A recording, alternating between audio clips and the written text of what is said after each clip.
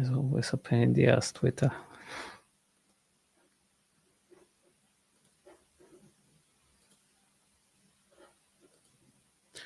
And we're live.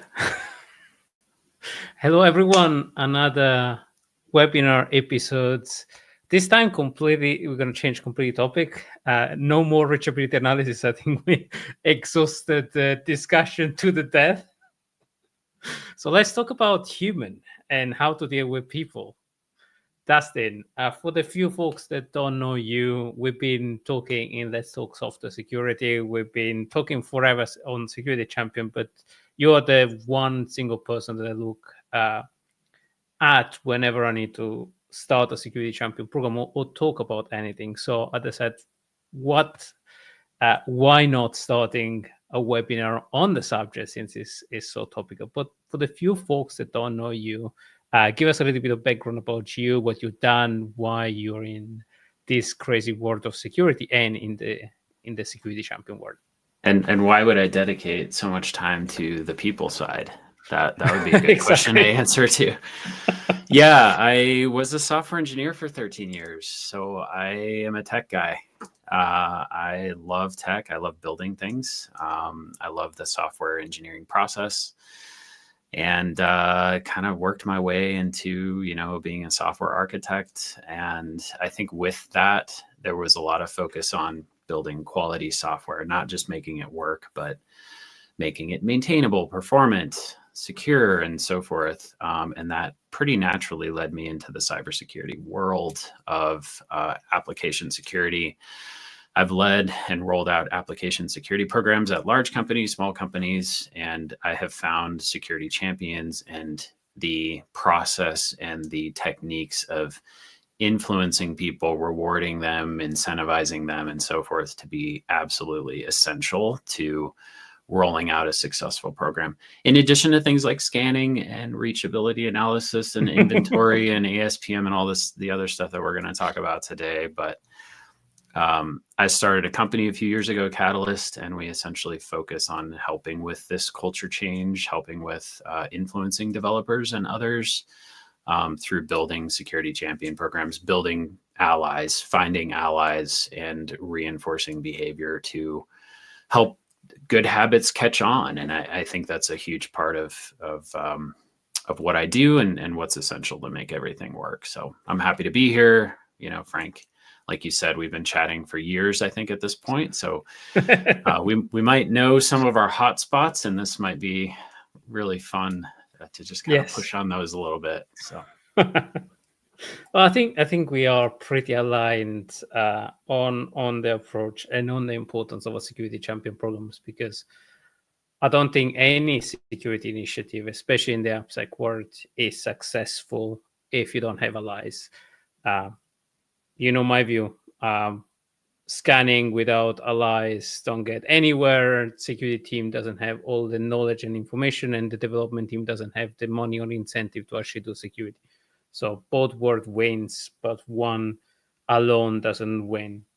On the subject of this, actually, just to summarize for the folks that are just joined, what we're going to go through today is a little bit of an overview of security champion and why would you even start a security champion, and then on the back of some interesting discussion we had, why and when you should start a security champion program, and then how important it is to actually get to those people a very precise list of what they need to do and what they need to fix, and in agreement with security folks. So maybe let's start on the first point. What the heck is a security champion program, and should you have one if you haven't heard about one? Yeah, I think champion programs take multiple different forms, but I think the basic concept is the same. I think it's non-security people who aren't necessarily security professionals, who have volunteered or otherwise been encouraged to build security practices into their team's work. So they're essentially representatives of security. And I like to think of them as liaisons. They have a relationship with the security team that's two-way, in that they're learning more about security so they can share it with their teams, but they're also learning and helping the security team learn more about what their team specifically does as well. And one of the reasons I think this model is so effective is because we can both learn from each other. Like I said, this two-way model, I think, is extremely important because the security team doesn't know everything that they need to know to secure everything. And not only that, they can't be everywhere at once. Their scale is much more limited, right, than the rest of the development organization. So having eyes and ears everywhere through these allies, I think, is a really important model. And then when it comes to things like rolling out new procedures, new processes, and so forth, new initiatives, having the champions there as allies to help spread the word, help push for it, and so on is so extremely important. Think of it like, hey, I actually will more likely listen to a friend. A friend or a colleague that I work closely with and I already respect than to someone who's unknown, right? An external team coming in and telling me what to do and giving me guidance, I think from a human perspective is not very attractive. So, again, having these allies who have built that trust with their teams, I think is just extremely important. So that's the start. Where do you want to go from here? I mean, we can certainly get into details about when is the right time and all that stuff. But I have a follow-up on that, but also a caveat, because I got burned with Security Champion in both aspect and direction. So unlike you, I come from a development background, but then I spent a lot of time in security. And one of the programs that I rolled out, the Security Champion started becoming the person in the development team that did security. Have you seen that happening, and how to avoid that big pitfall? Because usually turn security champion in security hater. Not recommended as far as an approach. I think champions need to contribute uniquely. I think there is a set of responsibilities that the security team should have, and then there's a set of responsibilities that the security champions should have. There may be a little bit of overlap, but to think of your champions as the security expert on the team that should do all the things that the security team should be doing as a way to scale security, let's say, is not the right approach, in my opinion. Or another way to say it is, your champions are not there to help with your staffing shortages. If we don't have enough resources, why don't we just make all the developers do security instead? Is not the right approach, in my view. So just to expand on this a little bit, how can champions contribute uniquely? Think about something like threat modeling, where the security team certainly has a lot to offer in terms of potential threats and looking at an architecture and maybe poking holes in it, coming up with different ideas for how it might have weak spots. But the expertise about how that system works and the architecture of the system and the data flow and all that stuff comes from the dev team. They know it way better than the security team probably will ever know it, because the security team isn't in the code in the way that the developers are. So that's where these champions can start to emerge and help in a unique way without being expected to play the role of a security professional. So when should an organization start thinking, hey, I don't have a security champion program, I should start thinking to set up one, and how do I even start? So when is the right time to start a security champion program? Yeah, and then how? So in terms of when, now, yesterday, I think yesterday. I think champion programs take different forms, like I was saying before. And I think the question is whether or not to have a heavily resourced focused formal program versus more of what looks like more of a grassroots type of program. Now, in my mind, like we were talking about, in order to get anything done at your company when it comes to AppSec, You need allies. You need to Mhm. start reaching out to people and build support for what you're trying to do. Well, the people that respond well to that, and it won't be everyone, let's look at a spectrum, right? You've got some people who are like, awesome, I've been wanting to do this forever. I do think we need better security practices. I'm on board. How can I help? The other extreme is, I don't have time for this. Leave me alone. Get lost. The ones who respond well, these are the ones who are essentially your allies or your initial champions. And the next step, I think, beyond that is start involving them, right? Like invite them to, I don't know, a brown bag session where you just talk openly about security, and you could start to build momentum that way, right? Maybe there's 2 people that show up. Okay, great. But they enjoy it because you deliver good content. You're opening up, you're sharing more, you're becoming well known or at least respected at your company. And that stuff spreads. They might tell their friends. The more people you talk to, that could grow and grow to the point where maybe you've got 10 people that show up every month or 20. And now you're starting to get into the area of formalizing the program, which will happen and should happen at some point. And I also think that will justify spending more resources on it. Like you can make a case to leadership. Hey, look, we've got 20 people who are very interested in how they can contribute more. How can we set up incentives and rewards and so forth to make this a little bit more formal? So you take that step, right? And then you go from there. And when you have hundreds of champions, then that's obviously going to look a lot different. But again, the point is, start now, find those allies and start working with them and start to bring them into your inner circle. And that's going to set the stage for your formal champion program at some point. Brilliant. And you touch on a point that I think is absolutely key.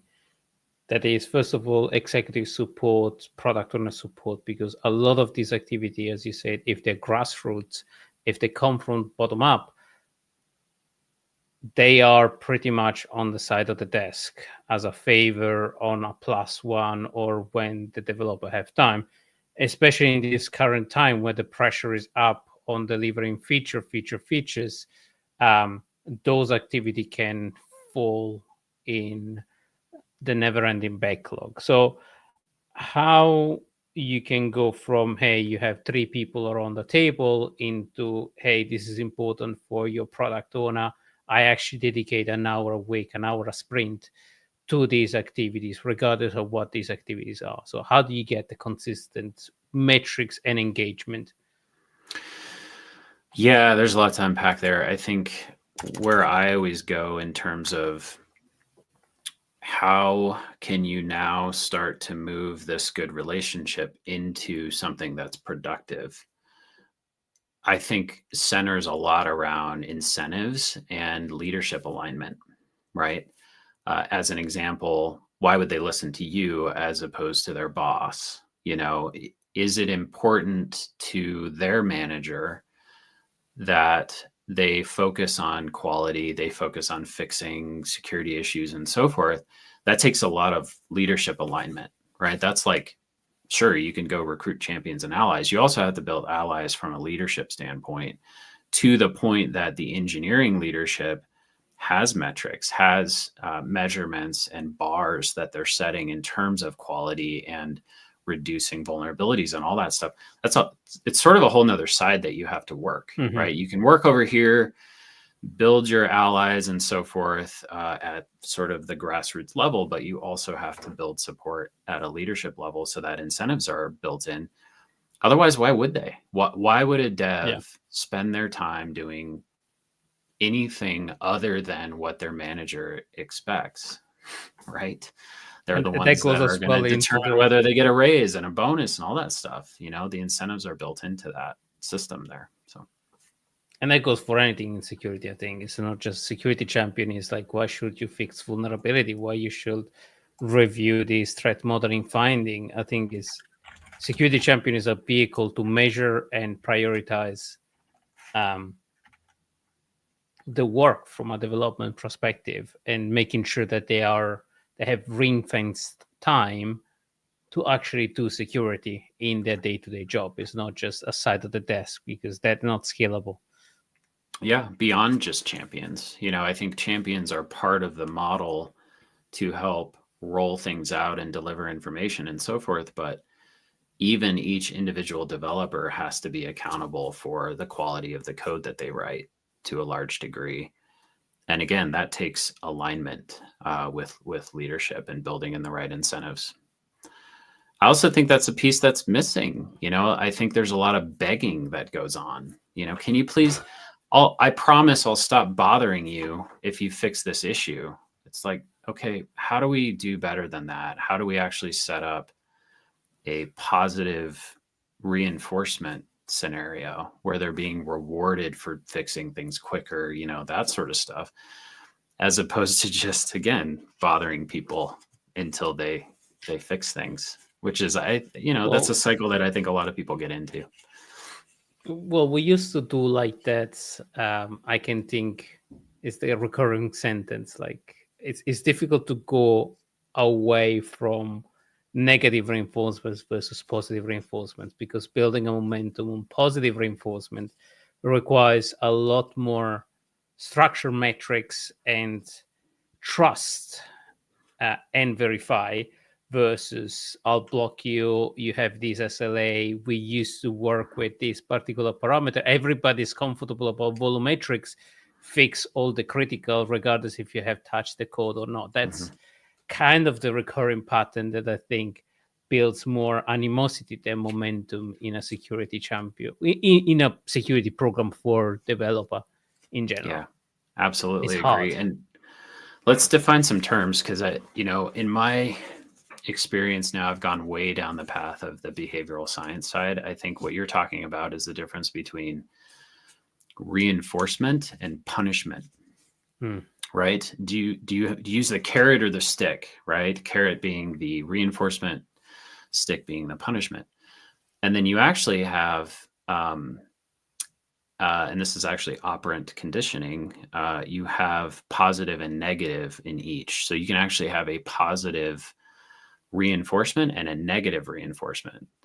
So think about it this way. A positive reinforcement is giving people something to reinforce that behavior. A negative reinforcement is taking away something that is undesirable. So you're taking away something that's bad in order to reinforce that behavior. And the reason I want to talk about this is because it's not just bonuses, rewards, and so forth that you can give people. It's also, maybe removing certain requirements that they take training or whatever, if they're demonstrating that they already know the information. Now you're taking away something that is painful, perceived as negative to them, as a way to reward them and reinforce that behavior.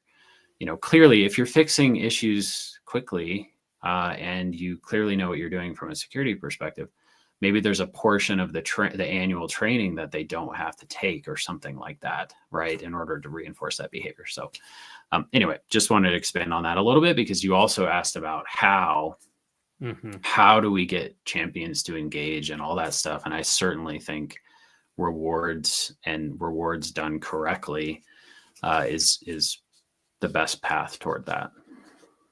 But you have to build momentum. I totally agree with you, but you have to build momentum towards that. We used to have a program called Trust but Verify and License to Operate. And the two things went hand in hand. Like you are allowed to deploy without a lot of gate or a lot of security infrastructure. But if you kind of ruin that trust by introducing tons of vulnerabilities, tons of challenges, you have a lot of incidents, you have a P1, that license to deploy get removed, and then you go back to earning that trust. But at that point was a high maturity program that I would consider a high maturity program, because it was linked to automation and a lot of other stuff built around the security initiative, versus the very beginning of the program where you just need to kick off. Would you agree? Yeah, and I think this gets into a lot of the stuff that you do, frankly, because to throw a vulnerability over the wall with little context, without demonstrating relevance or exploitability, is going to start to break that trust, right? They just threw this at me. It's not even relevant. It's in some piece of the code that no one cares about. The security team didn't take the time to vet this issue before they wasted our time with it.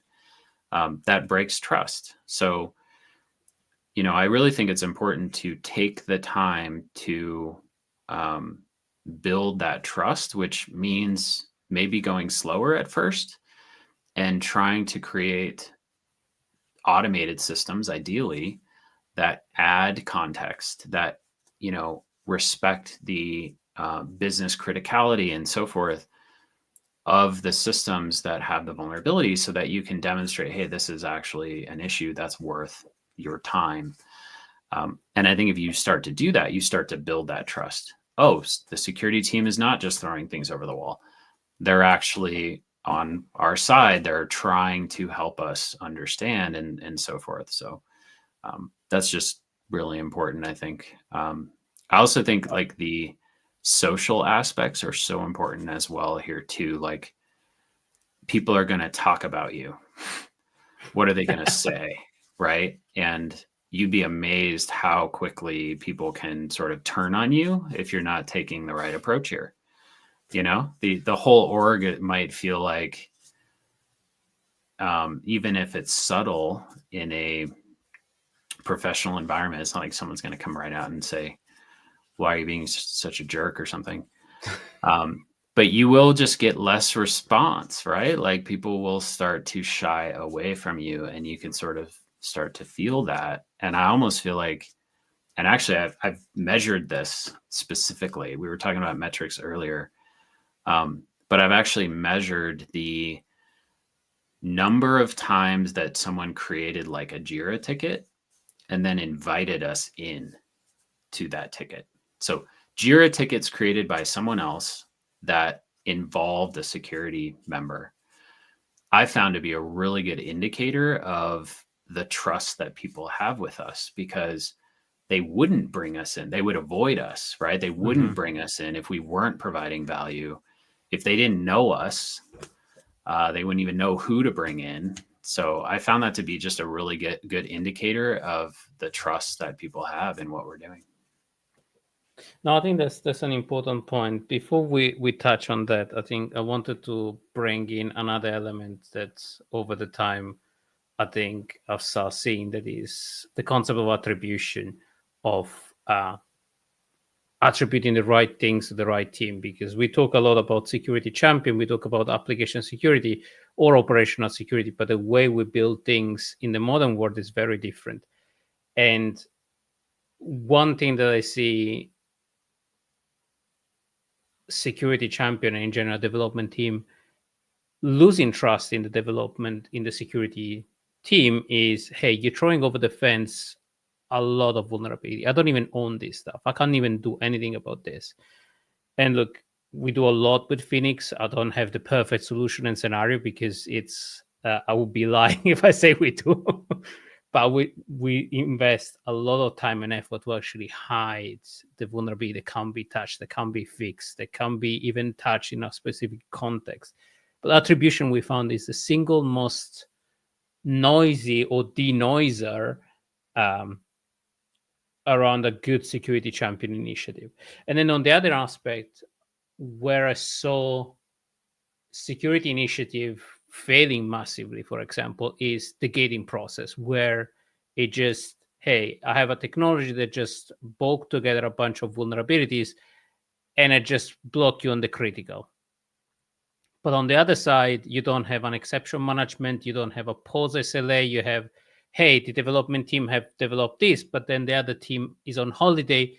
We can't release because that piece of code that we can't touch because we don't own hasn't been touched. So there is a lot of nuances on the security champion initiative, vulnerability management, exception management, and the gating. And I think they're all part of the mix. You can't just throw I'll just throw vulnerability at the team and then they'll figure it out. Or I'll just throw gating and then they'll figure out the operating model. There is a lot of nuances in there. Have you been in that world? Oh my gosh, yes. So I think you're touching on another passion area of mine, which is inventory, asset inventory. And there's so much that you can benefit from with a good asset inventory system if you actually take the time to build one, which I have now multiple times. And there are a few important things that have popped out for me. One, it's a priority. How are you going to secure your environment if you don't know your environment? Yeah. So your asset inventory system is defining your environment more or less. And then adding additional attributes to each of those assets, like business criticality and so forth, helps you prioritize them. You know, who cares about a critical issue that popped up in this internally used app that's used by 5 people in your code base? Totally. Who cares, you know, versus that business critical service that has a critical vulnerability that's also highly interconnected to many other services and so forth. Like, that's a much different issue. So in terms of building trust, having that good inventory system, I think is essential. And then you're talking about attribution and ownership, which I actually think is one of the most important things that you have to build into your inventory system, because who owns it is just as important, if not more important, than the business criticality and risk level and so forth of the actual thing. I think it's more important. Because if you do, it's more important. Let's just say it's more important. Because when you do find that issue, who are you going to tell? Yeah. You know, who are you going to bring in to actually address the issue? If you don't know that, you're going to waste a lot of time asking around when you could have set up more of an automated system that just sends them a note, you know? So that's kind of where I've always, yeah. And again, it has to do with those relationships that you've built, you know? If you don't even know who reports to who and who owns what, you're not spending enough time building those relationships, or at least capturing those relationships. But I was going to say that I also think, and I think a lot of folks miss this when they build an inventory system, including information about the org structure, like the HR systems, you know, maybe there's some other way that people are defining development teams and so forth that's outside of the HR organizational system. That information needs to be included, again, so that you can understand who's reporting to who, but also who's on the same team as who. I've seen fancy systems that say, oh, there's a vulnerability. Here's the last person to have contributed to that code base. So let's just assign it to them. No, don't do that. At least find their manager.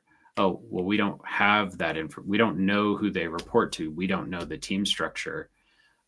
You're in trouble at that point. It's going to now cause a lot of confusion and running around and trying to find the right person. That's completely unnecessary. So I'm glad you're speaking to this, and I'm glad you're focused on this. No, and we're obsessed by this of recently, because is the single most important metric that we've seen of a success or a failure of a tool like us, but also a successful rollout program. Because if you have that attribution, if you have that ownership, first of all, exception management becomes much easier. You know who to escalate.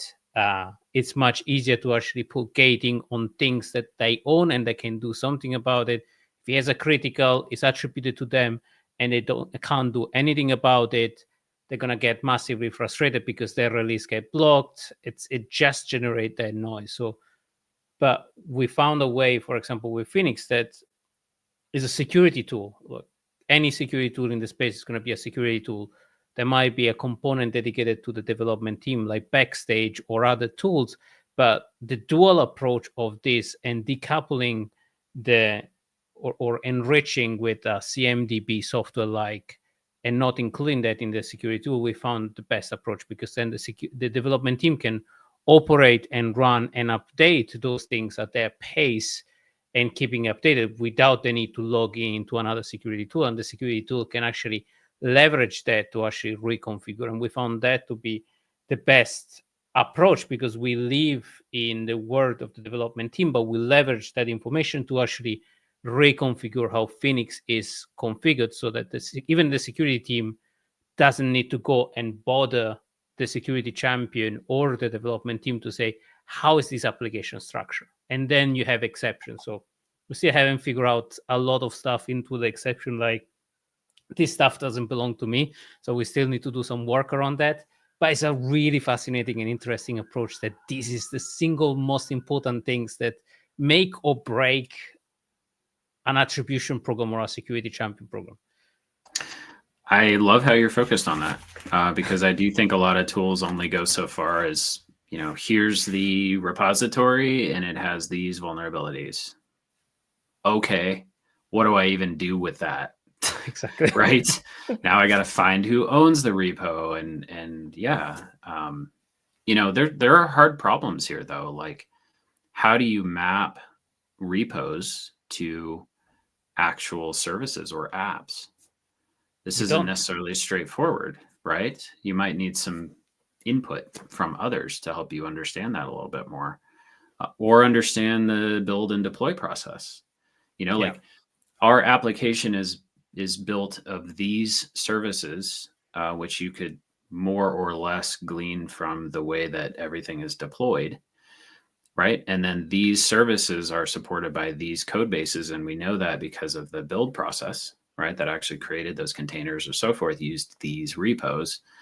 Now who owns those repos? You know what I mean? So it's a complex sort of multi-step or multi-jump type of relationship between these things. It's not easy.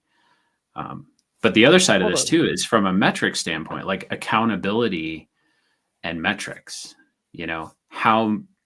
which teams are doing really well when it comes to addressing vulnerabilities, which teams aren't. You need to get all that mapping set up in order to automate any sort of metrics around that stuff. So that's not easy either. And the team are dual. So one example that I love is on the reachability analysis side, and kind of, as you said, you have an app that gets built by a team, and then another place where it gets run, and then who owns what? Like, this is two teams that own the same things. And if you try to measure, for example, these teams around running container, the vulnerabilities here is multiplied nth amount of time. So this team that own this particular stuff looks really bad, while this team actually have just one vulnerability, and is the only team that actually can fix that. So where do you gate the approach? Do you gate the approach at this when you build the application, or when you deploy the application? And even if you gate it there, can you do anything about it? And yeah, that's one of the problems that we actually ended up solving with reachability analysis, to actually ignore the stuff that is on the right, so that it doesn't wait on the team that can't do anything about it, but stimulate people to fix where there needs to be fixed. But back on the metrics, since we jumped in on this hot, what are the metrics that you consider useful? I have a couple of things that we can look at, but I wanted to know, other than the traditional metrics, SLA, mean time to resolution, how do you measure? Like you mentioned engagement, for example, that was a really great mention. How do you measure a security team or a development team being engaged? Yeah, it kind of goes back to what I was sharing before, and let's maybe dive into some details there, because I think in order, which we established, right, in order for you to be successful in rolling out an AppSec program or a software security program, you need to build good relationships across your organization. So how do you measure what is a good relationship? That's maybe at first glance not all that straightforward. What do you do? Send a survey and allow people to? Sure. Look, surveys help, but they only go so far. I don't think that surveys are going to tell you enough about what people actually think, because how many people are going to share that with you? No, I don't like you. You bother me. That's not coming out in Yeah, a but survey. why? Or you annoy me, or you've wasted my time. People aren't going to write that. Okay. You might get some positive response from people through a survey, but so I think surveys are decent, but they're only part of the story. I think you need to measure behavior, and one of the behaviors that you can measure is what I mentioned before. How often do people actually reach out to you? If you send a survey question, are you comfortable with your security? Do you have a good relationship with the security team, and do you think they provide you value? Yes or no? Yeah, sure. Okay. Do you ever actually contact them or reach out to them or include them in anything? Well, no. And we know that because when you never invite them into your meetings or your Slack channels or your tickets and so forth. And you can measure all of that, and you can say, okay, they're telling us that they like what we're doing, but they never reach out to us and they never involve us in anything. That's a strong indicator that you may not have a good relationship, and you need to see to that. Or maybe they don't know who you are. They don't know how to reach you. Maybe there's a broken process thing there where, yes, yeah, I mean, not just relationship, but they don't know. There's no connection, Channel. right? They don't know how to get a hold of you. Have you set up communication channels so that people know what to do when they find an issue? Do you have forms or something that they can submit it through, or a dedicated Slack channel or something to make you accessible to them? So that's important too. And that's all measurable. You can measure activity and all that stuff. Are people submitting reports of issues and that sort of stuff? So, human behavior may seem hard to measure, but it's actually pretty straightforward if you start to think of things this way. Now when you're talking about, and that obviously covers the relationship side, but then there's training, there's education. Are people so you purchased a fancy training tool. Do people do anything else than the annual required training? If not, why not? Right? What's their behavior there? Are they actually getting value out of this training? Are they just checking the box? Is this leadership reinforced? There's a lot of questions to answer there. And this is before we even get into vulnerabilities. Vulnerability wise, I don't know, maybe you want to share that screen again, but I do think there's a lot of ways to measure good activity here, but I think it comes down to very simple counts, frankly. Counts of relevant. This is kind of where it gets nuanced, right? Counts of relevant issues. Yes. And are they attributed to, and how are teams doing when it comes to their valid vulnerability counts? And what is the trend? Is this going up? Is this going down? How long does it take them to fix an issue is certainly an indicator of the priority to them of fixing issues.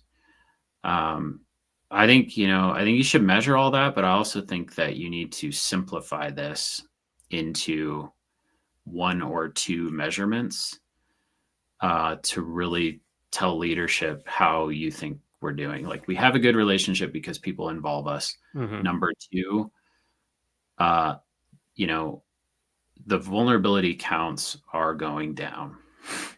Right? Well, the specific vulnerability count that matters. Let me put it that not just all of the vulnerability count, because it's easy to gamify. Hey, I'll introduce and I'll remove repo, I'll clone and remove. Like, those metrics can be easily gamified. The one that actually really matters are going down. The one that are aligned with leadership principle. Like, one of the things that I really like is, hey, we all agree that this is good. This risk target is good. We all agree that the right critical vulnerability are bad, so everybody needs to strive towards that, and let's incentivize and reward people that fix fast, that reduce them down, and treat developer like adults. Like, let them figure out how. Just give them target. Yeah, and I think this is where reinforcement comes in too, because instead of, again, just begging people and smacking people with the stick, finding ways to highlight the teams that are doing really well and to bring that up in a meeting with all the VPs. This director is running a clean shop, like they've reduced their vulns from here to there and so forth, and really calling that out in front of others has a pretty major effect. The other thing I want to mention is stories. Okay. It's metrics are fine, and it's cool to see graphs and the number going down and so forth. And on story, actually, Davin has asked good stories and bad stories on rewarding measurement. Yeah, and let's talk about that more as well. But the power of a good story that you can tell your leadership. Hey, this person reached out to us. They shared this issue. We validated it, and they turned around and fixed it within a few days. Is not something to be taken lightly. I think that you should share very positive experiences like that whenever you can to reinforce that behavior and to recognize the folks who are involved. All right, where was this question? There's actually a handful of comments. Which one do you want to? Yeah, there is another question that I think on SLA, count of vulnerabilities, volumetrics, that was interesting as well. The count of vulnerability doesn't matter. What matters is our compliance to SLA. I think there is a point in there, depending on which environment you are and how regulated you are. You can't avoid specific things. You have certain mandates, especially on FedRAMP regulated environment. But again, it's agreeing these things with the right stakeholders to actually drive towards, hey, this is what we strive towards. And is that even achievable at all? Like if you have an SLA of 3 days on critical and you have 50,000 critical, that's unachievable in a week. Exactly. I think coupling up mean time to resolution, SLA, and risk target and context together with attribution mix up to create that single metrics that help team be measurable, because fundamentally executive just wants 1 or 2 or 3 metrics, as you say. Yeah, they don't have time for more, So really trying to find the metrics that get at the heart of what you're trying to drive, I think, is really important. I do want to address this because, the count of vulnerabilities doesn't necessarily matter is an interesting one. And we should dive into some detail here because, certainly if you turn a new tool on that you haven't had before, you're going to get this pile of vulnerabilities. And I've been in the position where, trying to figure out how to address those in a way that makes sense was top of mind. A few things come to mind. I think stopping the bleeding and ensuring we're not adding to that pile as we continue forward. So maybe having tighter requirements around SLAs for brand new issues that pop up while you work the backlog down is something to think about. And then at least you're not growing the pile. But setting, like you said, setting different expectations for how you're going to address the pile of vulnerabilities, I think is important as well. Criticals first, as an example, maybe they get a little bit of a grace period, for fixing those vulns. And that's where I think showing progress in the backlog. So again, I'm going to put these in 2 different categories. Trying to meet SLAs for new issues now that you know about them is important. Trying to show that you are reducing the amount of vulnerabilities that are in your backlog over time, probably a lot of time to get them down to where they should be, is also something important to show. And I think you need to do both of those in parallel. Yeah. Totally agree. That builds momentum. I think there are 2 approaches, or I had a slide on that explain SDLC versus, I think this was part of the book. Like you have what I call fast triage, where you can make a decision quickly when you build code in your IDE or in your release, versus you have the complex vulnerability that you rather delegate at later stage.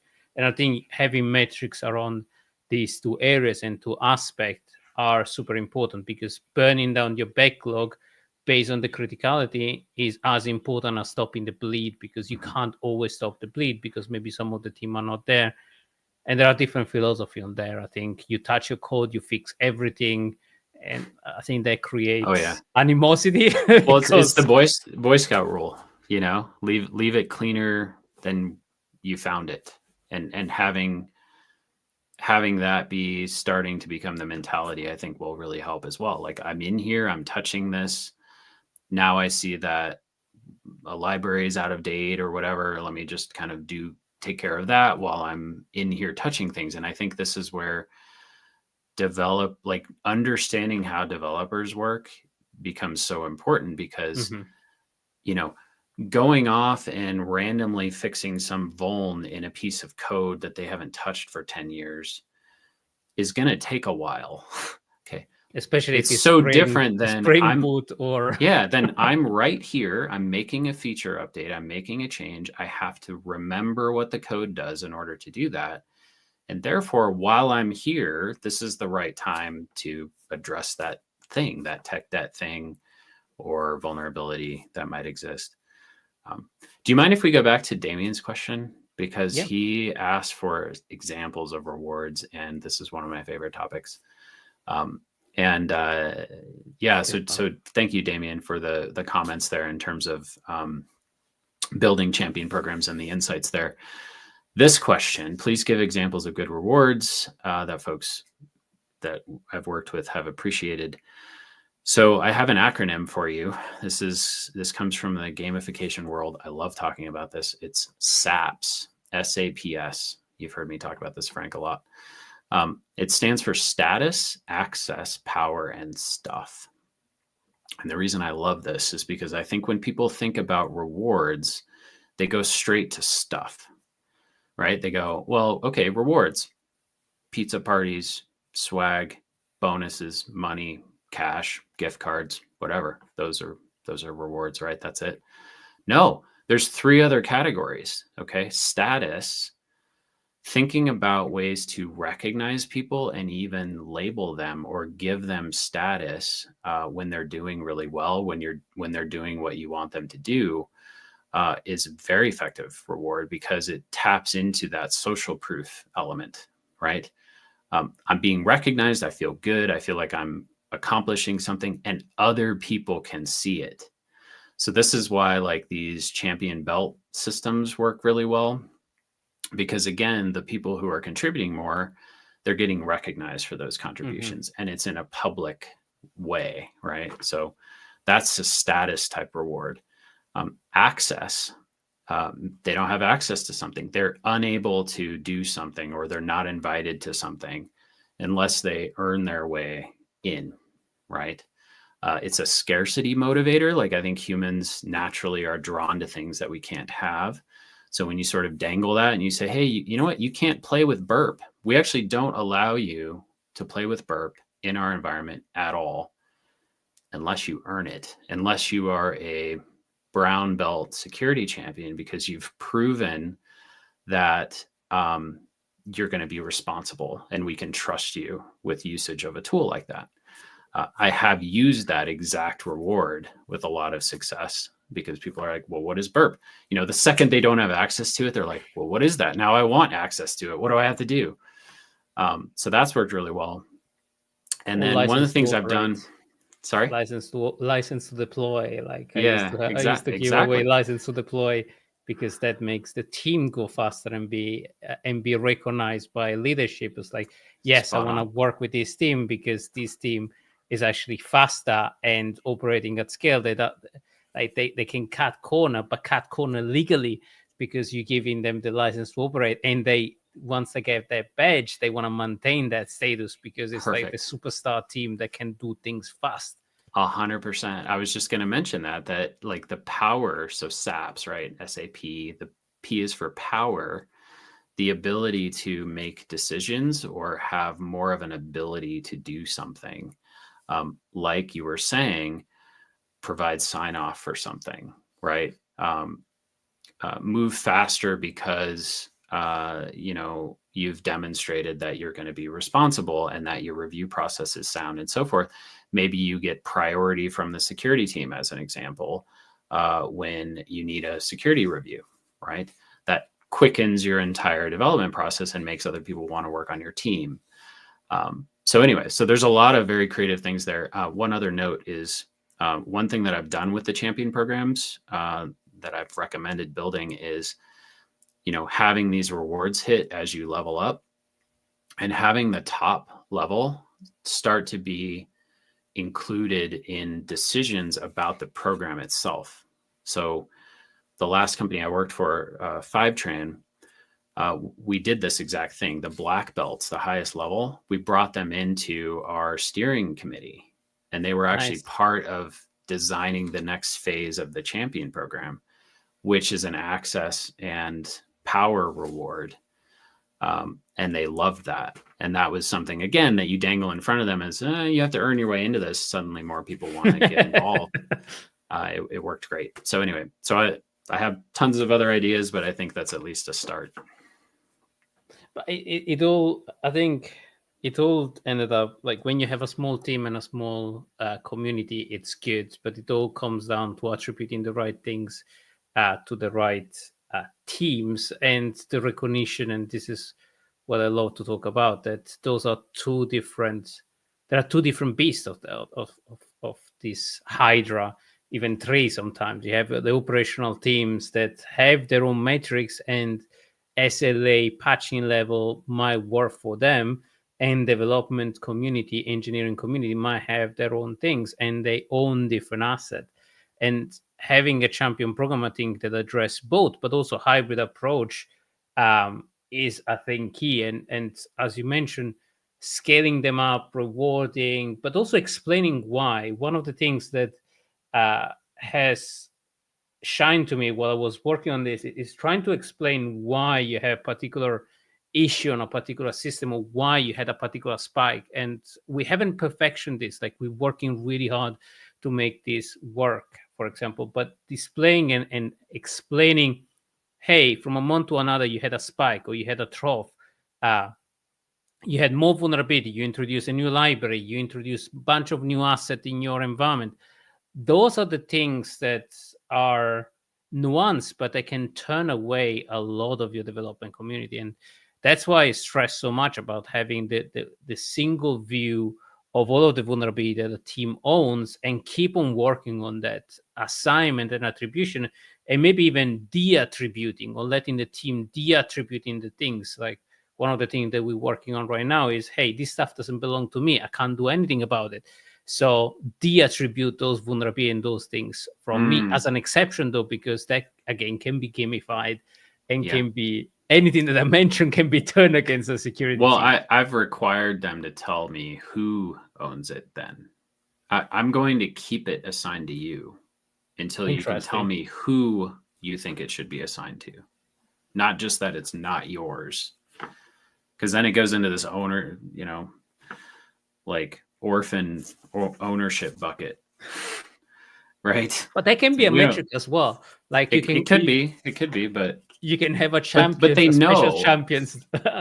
Well, but it kind of goes back to what we were saying about, champions bring a unique value, right? And they probably know. If they don't think it's theirs, they probably know whose it is. So to require them to tell you that before you de-attribute it, I think is important. At least I've had a lot of luck with that. Well, you can raise the problem at scale. If you have a systemic problem, you can say, hey, everybody needs to tag their container before they deploy it. Everybody needs to tag their infrastructure as a code, or insert this line for their team ID. You can solve these problems systemically, but surface it, saying, hey, everybody's frustrated right now because the metrics don't matter, because we can't attribute the right things to the right team, but we can scale this with this simple action. Again, it doesn't necessarily need to be a manual thing. It can be identifying with metrics a systemic challenge and then addressing it systemically, like we've done with a lot of other teams. Like, there is a solution to this. It's just that this hasn't been approached at scale so far, or it's such a new thing to approach at scale, I guess. Yeah. And I think why this, I totally hear you. And I think that looking at your metrics with a critical eye and trying to figure out why, and are there things that you should do at scale to address those, is really important. I think the reason the de-attribution struck a chord with me is because I also think that applies to ignoring vulnerabilities. This doesn't belong to me is similar in my view to this isn't an issue. So if you allow your developers to just click ignore on whatever they want, as an example, and say, nope, not an issue, not an issue, not an issue, requiring them, very similar to this other model of requiring them to share who owns it, requiring them to explain why it's not an issue, is also really important. And I think this is just kind of a general paradigm. Like, you can't just say no, you have to give the reason why, or give a suggestion for updating it, fixing it, and so forth. Or maybe scheduling it, like when you're working, especially on the backlog, we have a tag, for example, where you can schedule your work in quarters and say, hey, we're going to pause this noise because we know that we're going to upgrade Spring in the next, quarter. So we recognize this risk up until this point, and then it gets added back on the backlog. But that's why having those why in the risk matrix is so important, because all of a sudden you have a spike and maybe you can't deploy anymore because you have gates. So being able to manage those things, and I think is super important and escalated. That when you scan things, it's easy because you find the issue and you throw it over the fence. That's the easy part. This is the output. Exactly. And not something I think we spend enough time on, which is, the whole concept behind my company, Katilyst, is around that. Like, how do we actually reinforce people to take action? That's what we need to happen. That's the biggest gap, in my opinion. Brilliant. I know we are almost at the time. Any last thought that you want to leave, like last 3 things that you want to leave our audience with when they want to start a security champion, like suggestion and where to find you? You can find me on LinkedIn. Maybe we could share links and so forth. Feel free to connect. I'm always happy to chat about any of this stuff. Check out Katilyst. We're there as well. Our website is full of good information. We have a newsletter and so forth. So feel free to reach out. In terms of a lot, I think I would leave security. Yes, join our meetup that we shared before. We have a community where we have open discussions about this kind of stuff for 2 hours. Frank, this wasn't long enough. It feels like we're ending, we're cutting it off and ending too early. But even those 2 hours that we spend with our open discussion group, seems like not enough sometimes. There's just so much to talk about. And then a takeaway, I would say, get excited about this. I think people don't think about bringing fun and excitement to work enough. I think that if you want to have a successful security champion program, culture change effort, and so forth, it starts with you, and you need to get excited about it. And you need to take the time to design something that you're excited about, whether it's a belt system, rewards, and so forth. Have fun, because I think that's what's going to attract people to you. It's like the law of attraction, right? If you're like, I don't know about this, or this is boring, or I don't care, then no one else is going to care either. So it's really up to you to sort of bring that passion and excitement to the table. And then you're going to see amazing things happen from there. It spreads, it's contagious. I think to be in this job in application security, you have to be passionate and you have to be resilient, because it's probably the most hard job, I think, in security in general, because you need to be selling security developer, having a psychology mindset, dealing with metrics, dealing with people. Like, you can't scale, so you have to have other do action for you, and the best way to do it is to convince them to do it. So you have to sell security to a lot of people. Exactly. It's not easy, but you have friends, and this is where this community is nice, because we can all get together and talk about challenges here. So brilliant. Dustin, thank you so much. I'm going to post a link in the chat for Dustin. LinkedIn posted as well the meetup. So please join us because we talk enormously around this on Let's Talk Software Security, and his friend that shares things and his Chapter House rules. So no recording. We can feel free to chat, and we have as well a Slack channel to discuss about this. But as well, check out as well the one backlog feature that we've done. That is what we do with Phoenix a lot on making sure that the developer have one single backlog of problems that they can look at and is clean, attributed, and maybe you can give the Phoenix badges now to reward your security champion program and your development team if they're doing good or bad. But thank you so much. Thank you, Dustin, for coming. It's been an absolute pleasure. It's always a pleasure talking to you. Great. Yeah. Thanks for having me. This was awesome. Thank you, everyone, for listening. Till next time. Stay safe. Bye. See ya.